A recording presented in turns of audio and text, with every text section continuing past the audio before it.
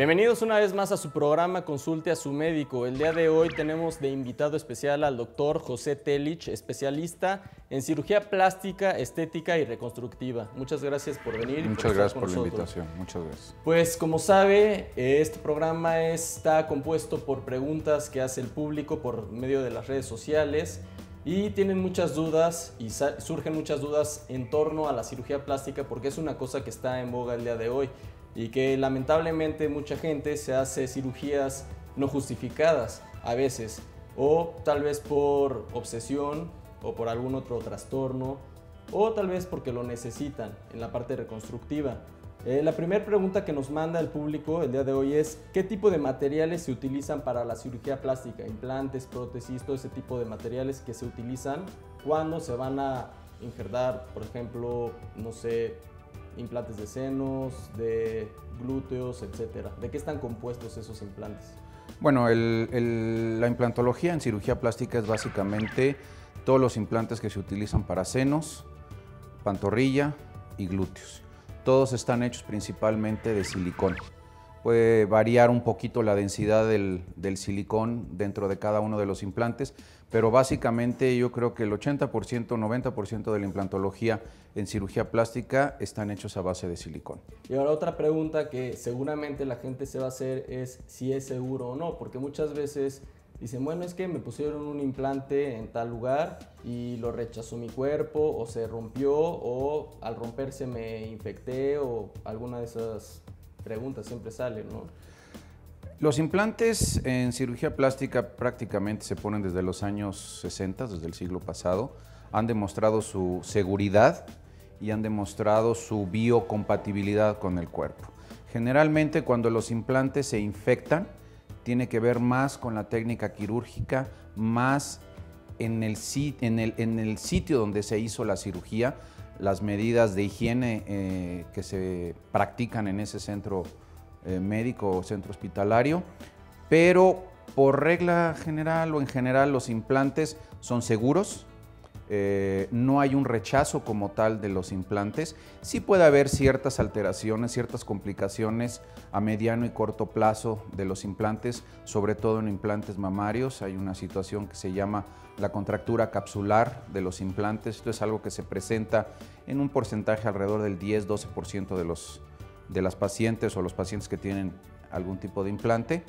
Y esto no es otra cosa más que la formación de una cicatriz, una reacción fibrosa alrededor del implante, que con el tiempo esta cicatriz se retrae y hace que el implante se sienta duro.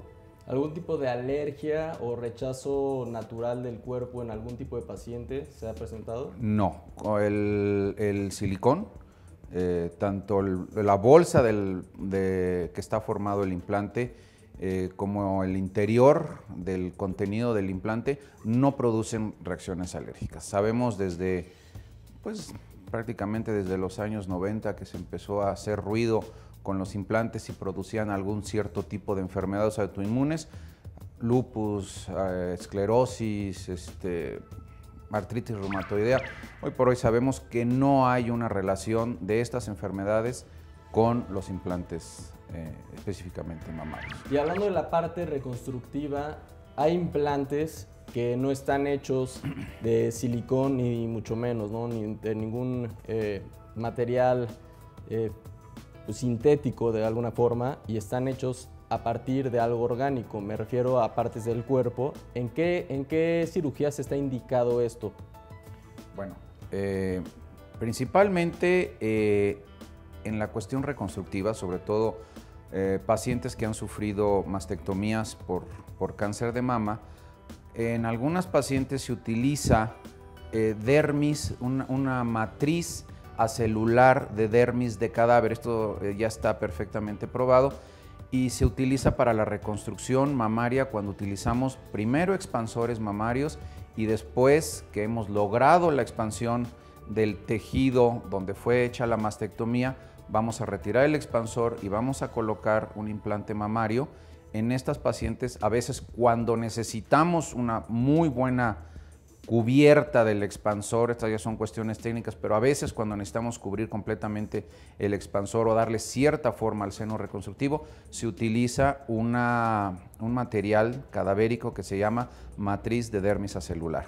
Y bueno, yo creo que para cerrar esta pregunta, está además decir que hay que tener cuidado con el lugar y con la persona con la que se va a tratar, porque tenemos y conocemos casos de gente muy conocida, no quiero decir nombres, pero que se han ido a tratar a clínicas clandestinas o clínicas no certificadas de alguna forma y terminan pues pagando las consecuencias porque se tienen que volver a meter a cirugía, tienen que volver a reconstruir eso que se intentaba reconstruir desde el principio, ¿no?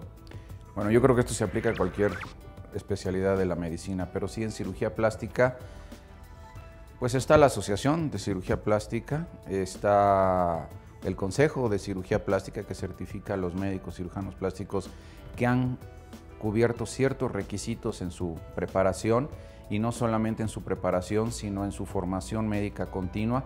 Y creo que es parte de, pues si no la responsabilidad del paciente,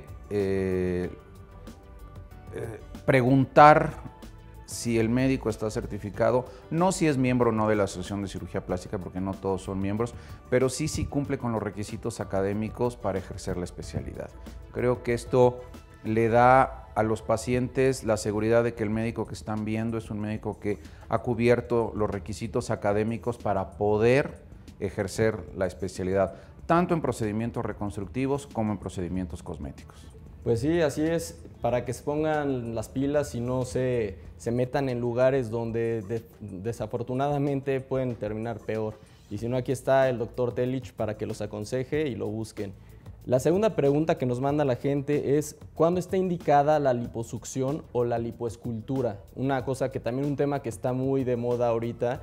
Toda la gente, todas las personas que tienen un poco de grasa en la cintura, en la cadera, se quieren quitar, ¿no?, grasa, y hay veces que tal vez no está indicado. ¿Cuándo está indicado este tipo de procedimientos? Bueno, la liposucción y el otro término que se utiliza, que es la lipoescultura, es un procedimiento para moldear el cuerpo. No es un procedimiento para perder peso o para adelgazar. Esto no quiere decir que pacientes muy delgados no esté indicada la lipoescultura o la liposucción, o pacientes que estén con ligero sobrepeso no estén también, no estuviera bien indicada el procedimiento de liposucción o lipoescultura. La liposucción es un procedimiento para aspirar grasa y darle forma al cuerpo. Y depende mucho de la fisonomía de cada individuo. Hay individuos que son muy delgados, pero tienen ciertos depósitos de grasa que no le gustan y quieren definir un poco más la figura, y está indicada la liposucción. La lipoescultura es un término que a veces lo usamos cuando nosotros hacemos liposucción y en lugar de desechar la grasa aspirada, esta grasa pasa por un proceso de limpieza, vamos a decirle, y posteriormente esta misma grasa se reinyecta en algunas partes del cuerpo del paciente. Esta grasa la podemos inyectar básicamente en la región glútea, a veces se pueden inyectar en las piernas, la grasa también se puede inyectar en la cara, y todo eso hace que mejore la silueta, que mejore el aspecto. Hay con el tiempo el individuo pierde grasa, principalmente en cara, entonces a veces podemos restituir parte de este volumen perdido por la edad con la grasa del mismo paciente. Lo que hay que aclarar es que la grasa que se inyecta en un paciente es la misma grasa que se le aspiró al paciente, porque finalmente es un tejido vivo. Es un tejido que no lo podemos trasplantar de un paciente a otro porque ya habría rechazo como en cualquier otro órgano naturales que no corresponde inmunológicamente al mismo paciente. Sí, puede haber complicaciones que, pues bueno, más vale que sea del mismo cuerpo, no lo rechaza, en este caso, y bueno, si se llegara a necesitar más en algún periodo, no sé, de X tiempo, pues se vuelve a utilizar la misma grasa del paciente y se vuelve a poner en el rostro, ¿no? Eso es importante. Hay que aclararle a los pacientes que solamente podemos aspirar la grasa que él tiene, entre comillas, de sobra. Pero no podemos aspirar grasa de sitios donde normalmente está la grasa y está dando una forma o un volumen determinado y alterar una zona determinada para rellenar otra zona. Si el paciente tiene un volumen limitado de grasa que nosotros podemos aspirar, no podemos aspirarle grasa de más para inyectar en otro sitio. Esto es algo que los pacientes, bueno, se discute en la consulta, se le explica al paciente, si mira, tú tienes a lo mejor grasa un poquito en los flancos, en el abdomen, y esta grasa la podemos aprovechar para inyectártela si quieres tener más volumen en glúteos o en un procedimiento de rejuvenecimiento facial para inyectarle la grasa en la cara. Pero no, la grasa no es un tejido que podamos a cada rato colectar e implantarlo en otro lado. Sí, tiene sus limitaciones. Se tiene que hacer una evaluación del paciente, ver qué es lo que necesita, en dónde lo necesita y si está justificado, porque Claro. tal vez puede ser nada más puro capricho estético, ¿no? Y bueno, tal vez no se necesita o puede afectarle. En un momento más regresamos, vamos a hacer un breve corte, regresamos con el doctor José Telich, cirujano plástico.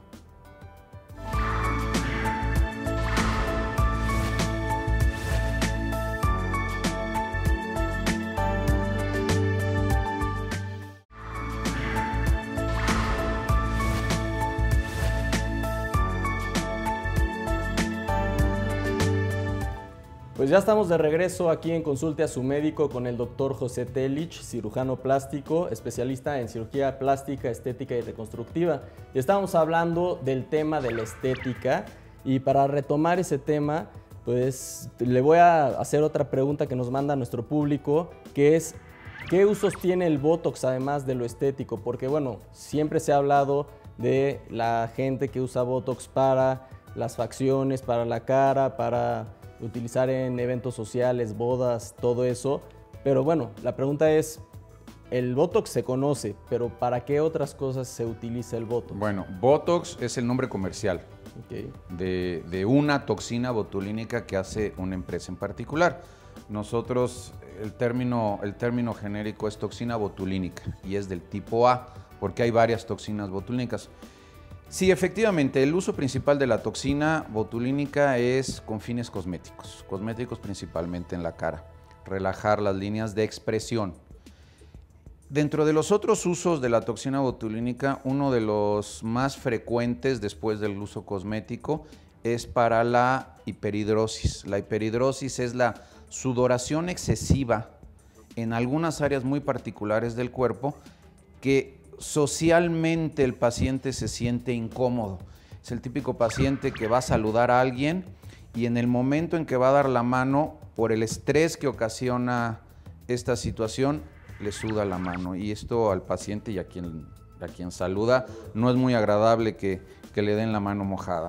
O es el paciente que inmediatamente acaba de bañarse, se seca, se viste y mancha la camisa o inclusive mancha el saco. Esta es la sudoración excesiva o la llamada hiperhidrosis. La hiperhidrosis puede ser palmar, plantar, los pies también pueden presentar hiperhidrosis y a algunos pacientes les causa molestia, o la hiperhidrosis axilar. Hay algunas otras áreas de hiperhidrosis, pero estas son típicamente las zonas más frecuentes de sudoración excesiva, que no tiene que ver con el ejercicio y que no tiene que ver con la temperatura del medio ambiente, simplemente es la misma reacción del cuerpo probablemente a una situación de estrés. Y aquí la toxina botulínica se utiliza con mucho éxito para evitar la sudoración excesiva en estas áreas. Sí, porque para la gente que tal vez tiene este padecimiento o esta patología, que sepan que no es una cosa normal, que no es una cosa que venga del ambiente, que no es una cosa que venga de, sí viene acompañada del estrés, pero que no es una cosa normal, que es una cosa que se debe de tratar y tal vez mucha gente se quede pues sin saber qué hacer porque no encuentra soluciones o va a ver doctores a diferentes lugares y no le tienen una respuesta o un tratamiento que les pueda ayudar. Y en este caso, bueno, la toxina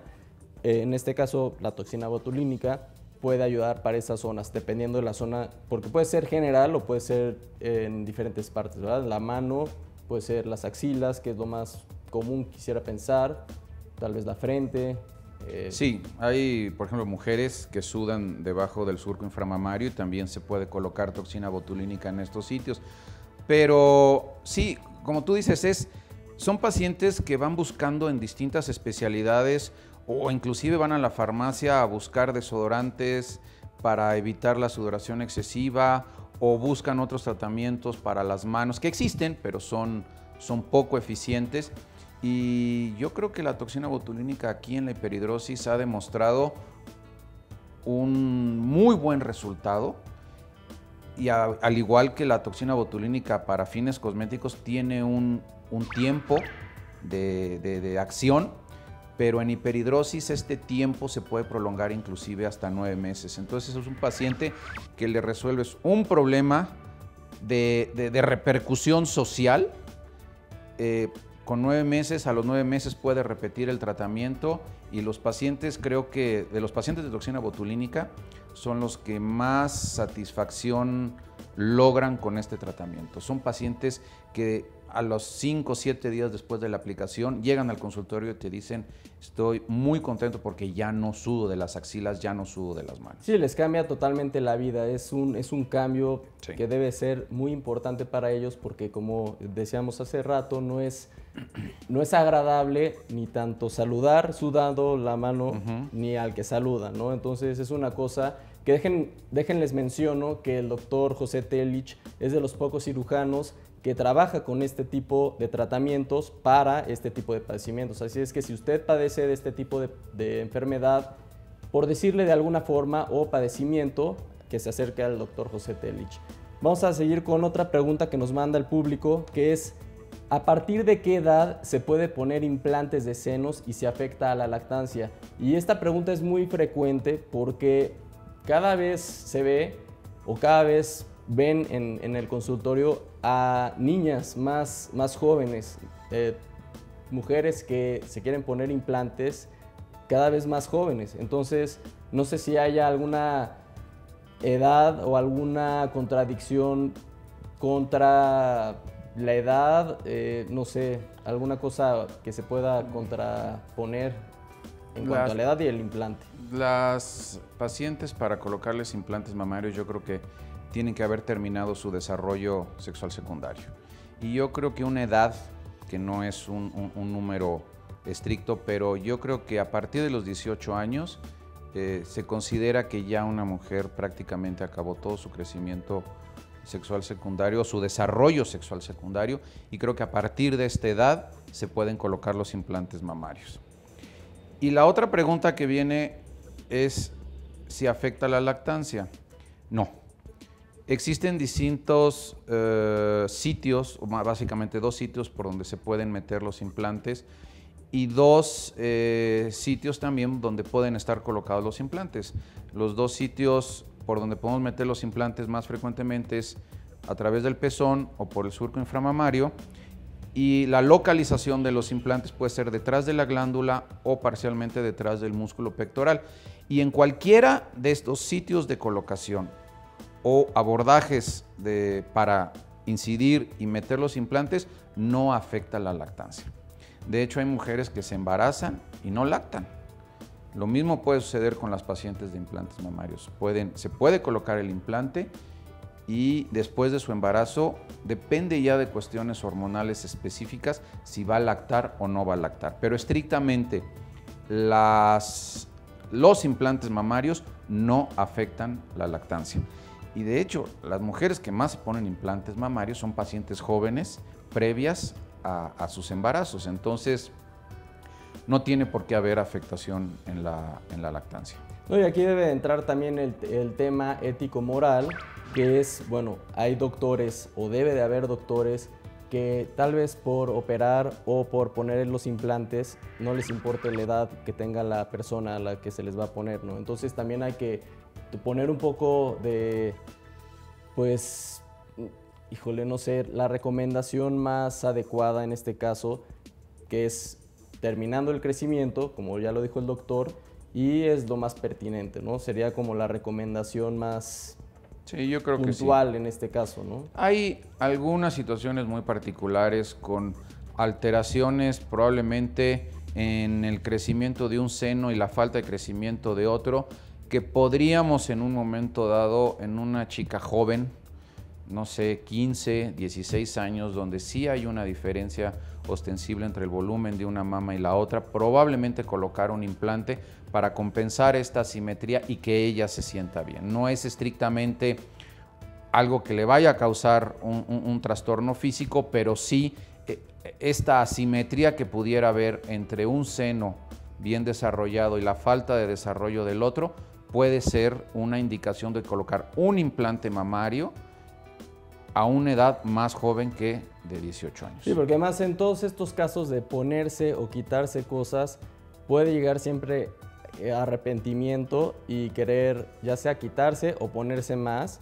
Y bueno, se tiene que pensar desde el principio bien para saber si es lo adecuado, si es lo que le conviene al paciente y el paciente estar contento con eso. Ya para terminar esta pregunta, que también desafortunadamente en México y en todo el mundo se presentan casos de gente quemada, niños quemados, de quemaduras de tercer grado o peores, ¿no? Bueno, peores me refiero a todo el cuerpo, no nada más algunas zonas.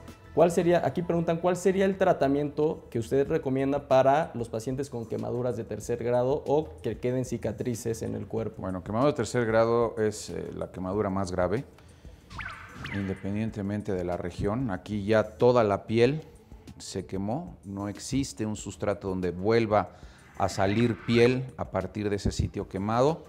Generalmente se requieren debridaciones extensas del sitio quemado y las reconstrucciones pueden ser a base de injertos, es decir, tomar piel de otra parte del cuerpo del paciente y colocar esta piel para que se integre en ese sitio y logremos una buena cubierta de piel, o finalmente movilizar bloques de piel con otro tejido que se llaman colgajos, es decir, sitios de piel que no han perdido su circulación normal y los rotamos, los avanzamos, o con médicos cirujanos plásticos especialistas en microcirugía, trasplantar de un sitio a otro y reconectar los vasos para lograr la cubierta de estos sitios quemados. La quemadura de tercer grado es la quemadura más grave.